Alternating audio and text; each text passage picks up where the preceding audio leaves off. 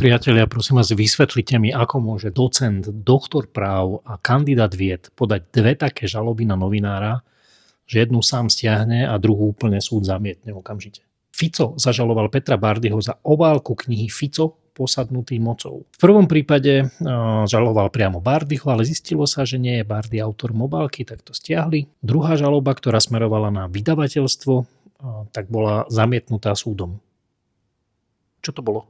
Na čo? Akože, ak to nebolo teda, že nemyslel to naozaj, akože vyhrá, alebo čo, tak na čo to bolo dobre? Myslel si, že zastraší toho novinára, že to bolo len také gesto, že puchnem do stola, že boha, ja ho zažalujem. Ale aj keď to bolo takto myslené, tak ako to skončilo? Strapnil sa, prehral, zosmiešnil sa, vrátilo sa mu to ako bumerang. Inak už na tej ďalšej knihe o Ficovi, Fico posadnutý pomstou, na tej obálke som robil ja. Tam sme už vynechali tú fotku a nechali sme iba takú siluetu hranola, čo vlastne stačilo ako ilustrácia.